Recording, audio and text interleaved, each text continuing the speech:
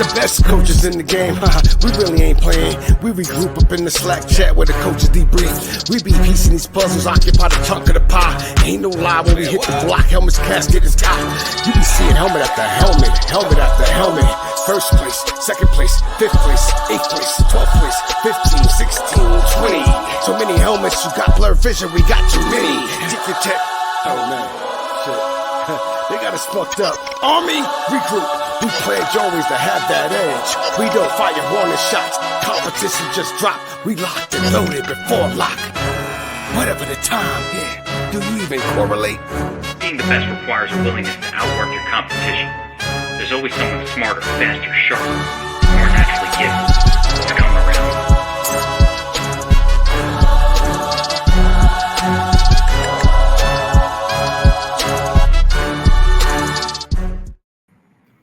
Welcome in. This is FantasyFling with DFS Army doing a Week 13 week in review.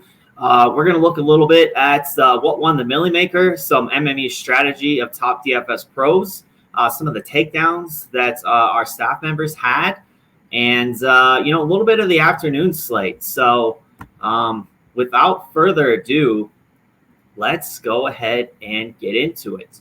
But first,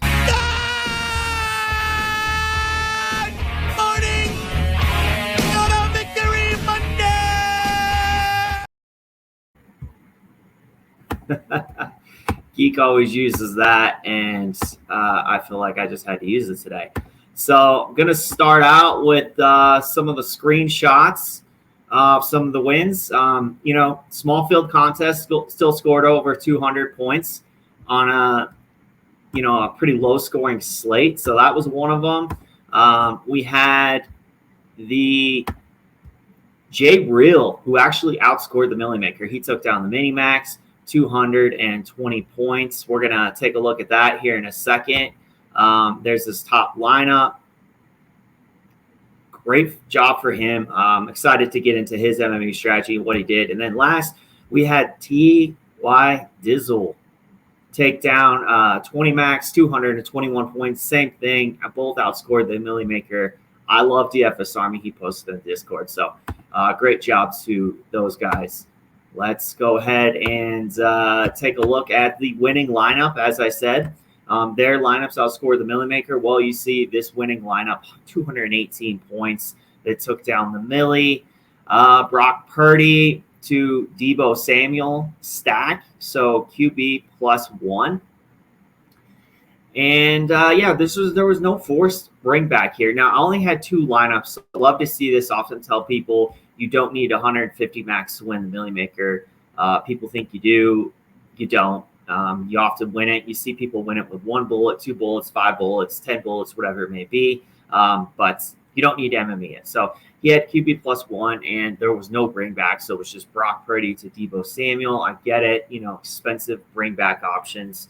So this lineup also had Derrick Henry and Zach Moss, which is not really surprising, even though Zach Moss kind of dudded when 65% of the field plays him. That's 65% of the lineups that have Zach Moss. So he just gets in there just by, virtue of, 65% of the lineups having him. So, finally hit that one combination. As we're going to see, though, fading him was really the way to get the higher score, as J Real won the mini max by fading Zach Moss. So also had Derrick Henry, who smashed. So we love Derrick Henry this past week. So, great play there. Mike Evans, what was crazy to me about this lineup is it did not have Tyreek Hill in it. So Tyreek Hill early on scored, 35 points. And honestly, he could have had over 50. I didn't watch the whole game. I'm not sure if they pulled him, but it kind of looked like it because they were up so much. He had 157 yards, basically by halftime, and that's what he finished with. But nonetheless, look at you got 3 wide receivers. It's so rare to see 3 wide receivers with all 30-plus point performances, and then the tight end as well, another pass catcher. So, really, this is pretty rare to see in any one lineup on any one slate. Really, there was more, right? There was Tyreek Hill was in this group of 30-plus point wide receivers as well.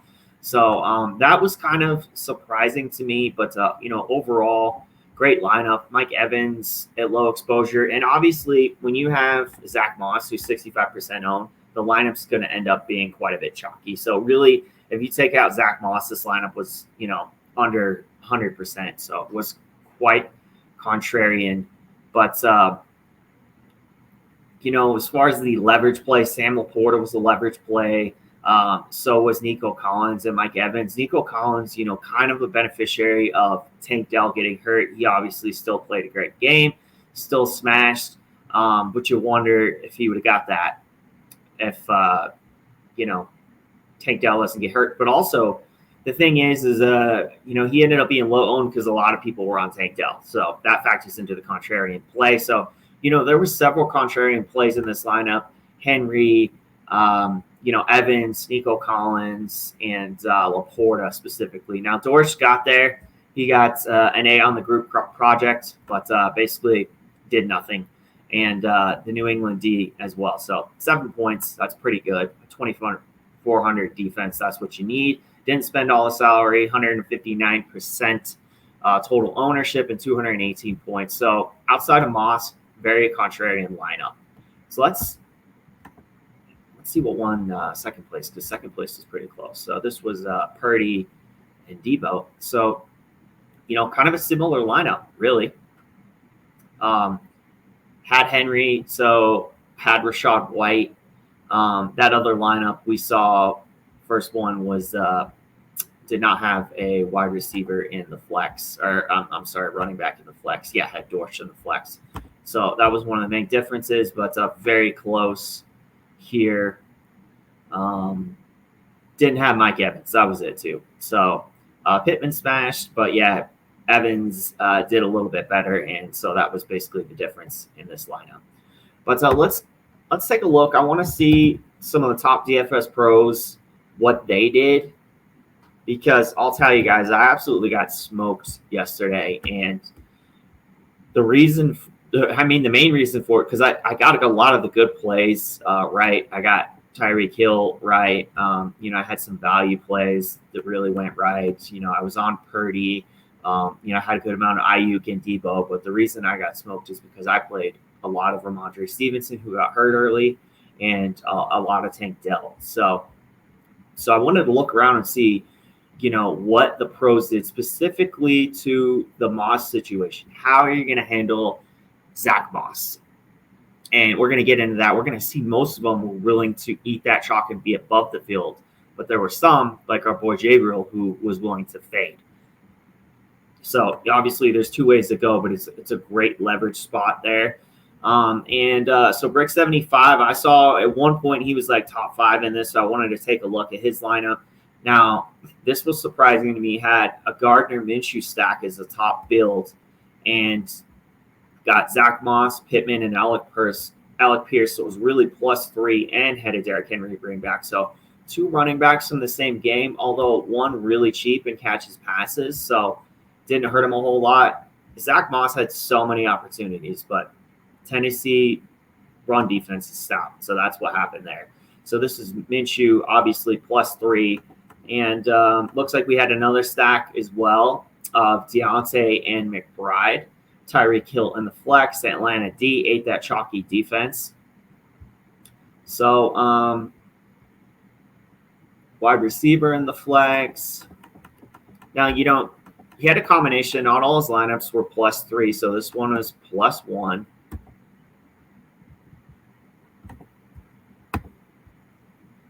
And this had Zach Moss and Michael Pittman, mini stack. Kyron Williams, who did well again. Love Kyron Williams. That dude's a beast. So this is actually +2. So Kittle and Debo. This Wilson was +1. So yeah, just a combination. Obviously, like both Zach Moss and Michael Pittman. Wide receiver in the flex. Wide receiver in the flex. This had tight end in the flex. Looking like a lot of Indy D, at least in the top lineups. So a lot of pay up there, Indy and Atlanta. So Didn't go all in on any quarterback, but was on a lot of the same ones that we were on at DFS Army. Now, did love Wilson in this spot, just as chalk, really, but he ended up not being that chalky. I guess 10%, which most quarterbacks normally don't get there, except for like Purdy here, right? 21%. So Wilson, Purdy, Tua, these were the guys that he was on the most. A little bit of Sam Howell, but no one above 20%. Now, a running back, that's where things went different. So 100% Zach Moss. And, there's really two theories for something when you see a player like this.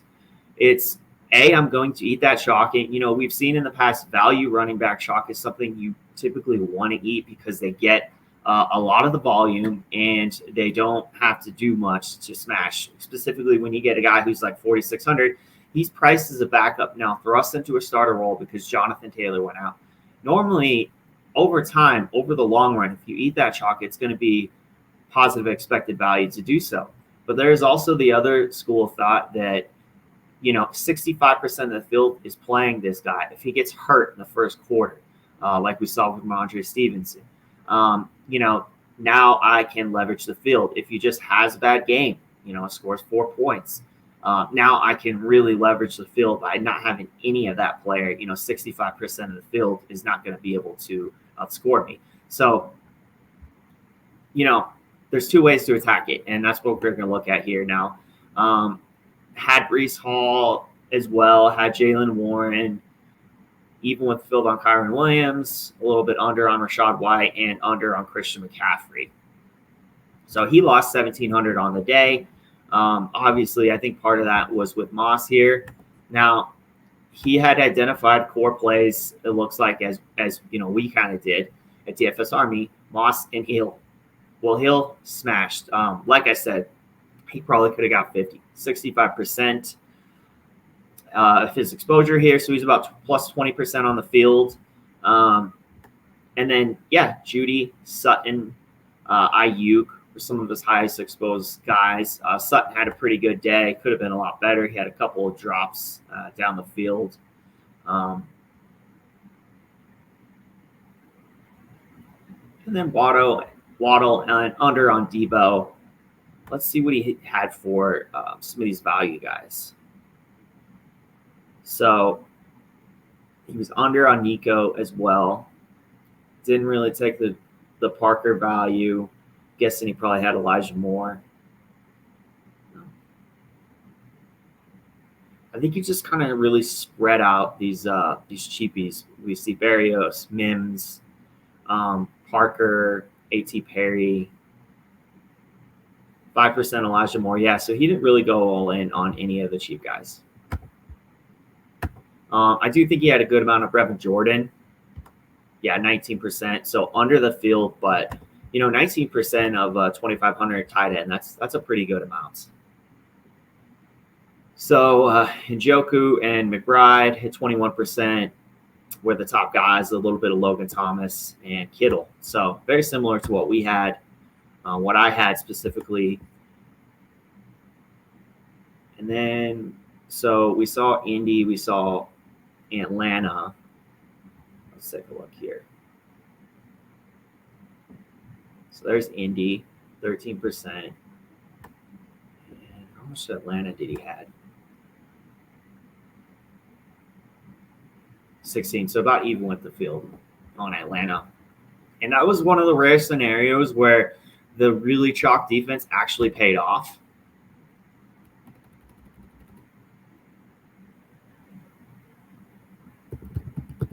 Now, you notice, too, a lot of these pros, they're not forcing bringbacks. So, Utica, we saw him win the Millie Maker, I think it was 3-4 weeks ago. So, I wanted to look at his lineups again. And it was not a good day for him. But, hey, he won the Millie a few weeks ago. So, I think he's going to be all right. Brock Purdy. And so this was a Brock Purdy to Debo Samuel stack. No bringback. Okay. That had Elijah Moore. I liked him. He got a lot of targets. Good day. Looked really good too. And then Javonte and Najee. So, Not nearly enough from those guys. Tyreek Hill, 35 points. That was, and then, so yeah, I had Tyreek and Debo. Labe, pretty good day as well, but, didn't have tournament winning upside. So he looked like he had QB +1 and QB +2, pretty good a good amount of combos. So like here you see Minshew, Pittman, and Downs. You wanted Pittman and Alec Pierce.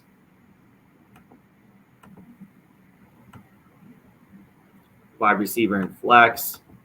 This one had Ayuk and Debo. And Nico Collins. But yeah, running back crushed it, right? Especially Eckler. And he's been bad this year.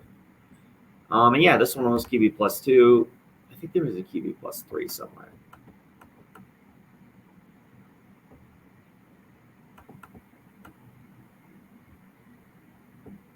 Yeah. It's probably not going to be with a Purdy lineup, so not going to go forever down that hole chasing that. Yeah, Purdy lineup is probably going to be, it's too expensive for QB +3, really. So those stacks anyway. So his exposure is Tua, 18%, Purdy, and Goff. So, no one high, no one above 20%, no one above 18%. And then same thing on Zach Moss. So he went at 80% Zach Moss. Ramondre Stevenson, yeah, that crushed me too. I had even north of that. And Rashad White. So, sometimes that's like bad variance in DFS. You want positive leverage. There's a couple spots you want to, really go in on someone, and then, they are going to get hurt from time to time. It's going to happen a few slates a year, and you just know you're just going to take an L that day. Good amount of Jaylen Warren, and was there any Najee? Yeah, 15% Najee. So love the spot and just decided, I'm going to play both of them. And I like that approach because they're not that expensive. Don't go crazy all in, but get enough exposure. And then faded CMC.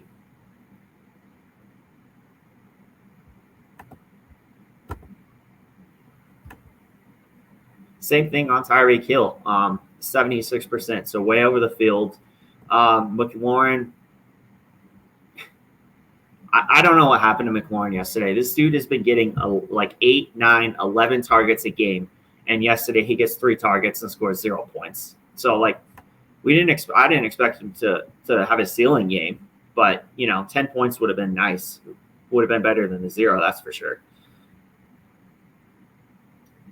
Ayuk, over on Ayuk, and nothing really too high anywhere else.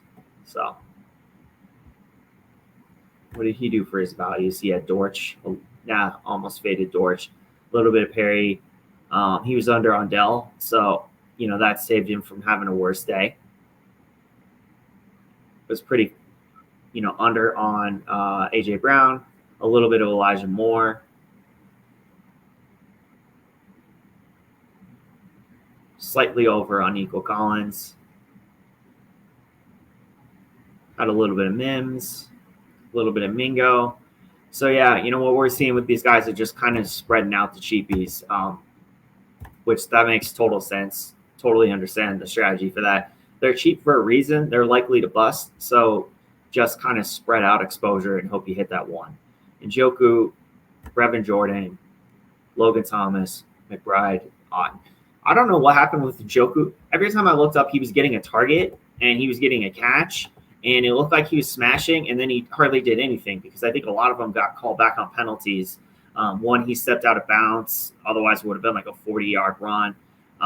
It was just so tilting because it looked like he was so involved and was having a great game, and I think he got like 3 points or something. But, yeah, that's going to wrap it up for Utica. Last one I want to take a look at was the whistles because, he's one of the DFS GOATs. There's been this debate, who's the best? Is it Osimo? Is it Utica after Utica won the Millie? And Whistles is like, wait a minute, I've won the Millie multiple times and I've been playing less than these guys. I'm the GOAT. So he had a good amount of dupes. I noticed that a lot of the top players did have a lot of dupes on this slate. I think a lot of the plays were obvious, a lot of builds. When you're starting off with Zach Moss builds, right, you're going to see more dupes and stuff when a lot of people are kind of starting with the same build. But his lineup, Purdy to Debo. Now, one thing that really surprised me, let's look down here. Brock Purdy, Ayuk, Debo. So QB +2. So we've now seen QB +1 and QB +2. No bring back. Running back in the flex, Rachaad White. This one had just Wilson. No. Houston players. Okay. Purdy plus Debo and Kittle. So QB +2. Double tight end. No bring back there either. Goff +2. Double tight end. No bring backs.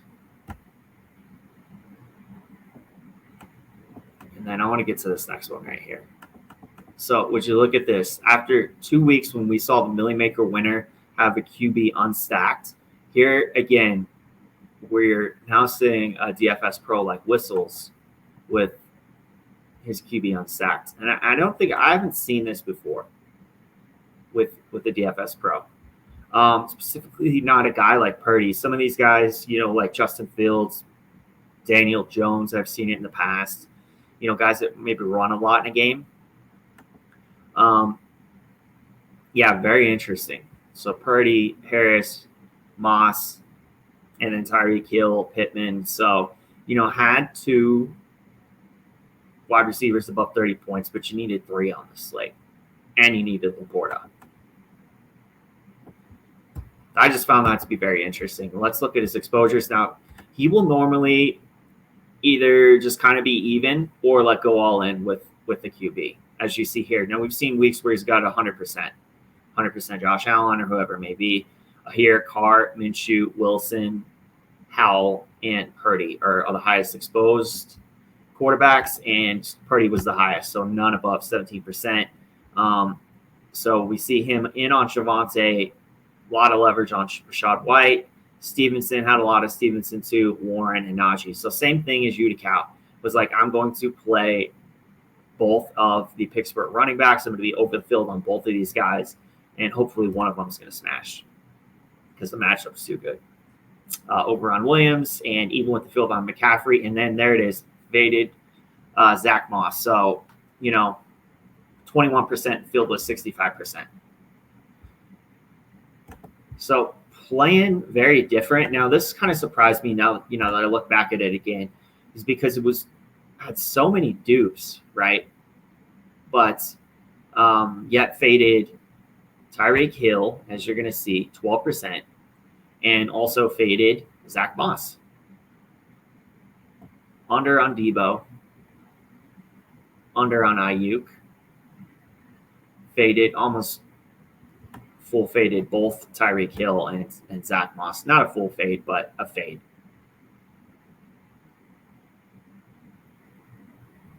Was under on Nico Collins as well.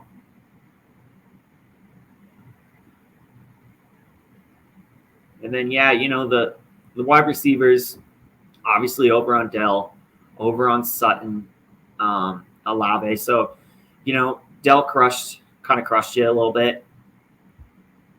And then, none of these guys smashed except for Pittman. So that was a good one, but none of these other guys smashed. So despite, fading Moss, getting some leverage there, wasn't able to have a positive ROI day just because it didn't pick the right crop of wide receivers. McBride, Njoku, Logan Thomas, Juwan Johnson, and it looks like had almost no Laporta. So not going to be good. All right, so let's do this. Let's take a look at the mini-max. And, they normally don't show this, so I like to see this. I love MME in the mini-max because, as we're going to see, our boy J.H. Real, who won the mini-max this past week, you put $75 in and you can win 15,000. So I love this large field mini max. If Fantasy Labs will actually let me show it.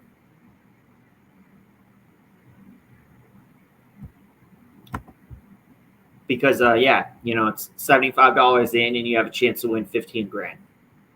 So, and that's one of those things you will see. These scores are often higher than the millie. So it's like, if you play the same exact style and you enter this into the millie and you win one of these things with the mini max, you would have won the millie too. But it's all about bankroll management, right? Oh gosh, this is gonna completely freeze up. It's all about bankroll management. Like, how are you going to? We might have to completely reload this. You could lose all your money essentially, MMA in the millie. You go broke way quicker before then you'll win it. So.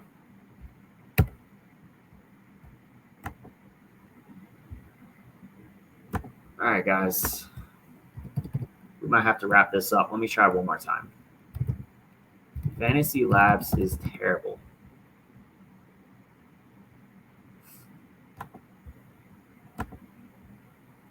It's like, because I was looking at this earlier, and of course, when you're not looking at it on a live recording, it's fine. And then you're recording, and obviously, it doesn't want to load.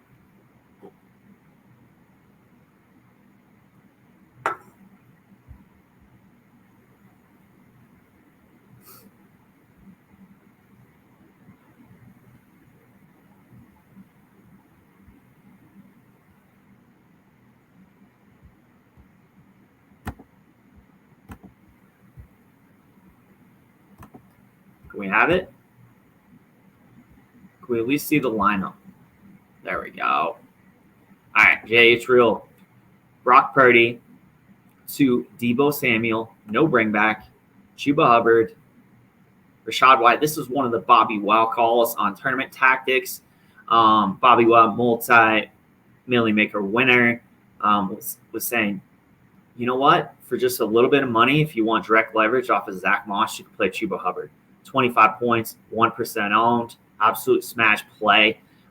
These Tournament Tactics, this goes live on this channel every single Friday at 5 o'clock Eastern. So make sure you are subscribed to the channel so you don't miss it. Hit that notification button so you don't miss when it goes live. And by the way, if you like this kind of content, please let us know. Hit that like button, comment, let us know. We appreciate it. So Brock Purdy, Rachaad White, Chuba Hubbard, and this did have Tyreek Hill, so didn't fade that. Had Pittman, had the cheapos of Elijah Moore and Brevin Jordan, and had Deebo. So had that combination that you needed, 3 wide receivers above 30 plus points.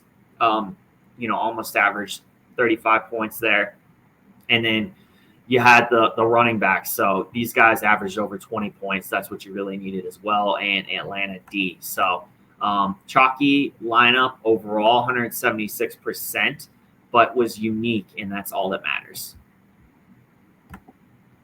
So sometimes you could be really chalky, but as long as you're unique, it's perfectly fine. So a little bit of his exposures. These were the guys that we were on this week at DFS Army. We love Jalen Hurts. We loved Brock Purdy. We loved Tua specifically, and a little bit of Sam Howell. So these were the guys that we were really on the most. Now, there was a lot of discussion. Should I play Zach Moss? Should I not play Zach Moss? Well, he only had 4% Zach Moss. So completely full faded Zach Moss and ended up working out in this spot. Great leverage spot. And was on a lot of the guys that you did need. Rachaad White. Jaylen Warren. Javonte scored 10 points. But certainly the full fade of Zach Moss really helped. And then, wow, just probably one Chuba Hubbard lineup, essentially, is what we're looking at. Just enough Chuba Hubbard. Christian McCaffrey, pretty even there. So, surprisingly enough, it didn't have, all the great running back plays. Ramondre Stevenson got hurt. Devin Singletary didn't do really anything. Javonte Williams only had 10 points. But had Rachaad White and faded Zach Moss and was just able to get that one lineup, and that's all it takes. Now, The wide receiver was different because you got a $3,500 guy who scores 12 points. That's what you need. Also, you notice didn't play 3 running backs, played that wide receiver in the flex, which is what was needed. So over on Ayuk and Debo. So really these 2 spots here, as well as Pittman. So way over the field on Pittman, the right guys. And had Tyreek Hill. So, over on all the wide receivers, and this is why we say you really typically want to play wide receiver in the flex most weeks. So, really, really good stuff. Shout out to JH Real. I think that's going to wrap it up, you guys. Really appreciate you joining me this week. We'll be back for another week in review next week. As always, best of luck this following week. Keep an eye out for the cash lineup review. That will be coming out as well. So we will see you all next week.